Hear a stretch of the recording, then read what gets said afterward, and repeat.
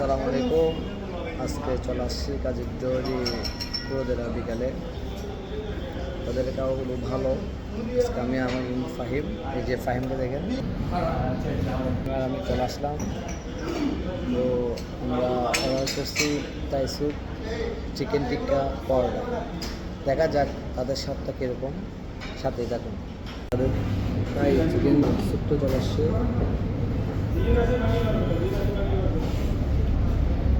খারাপ না, ঠিক আছে। সালাদ,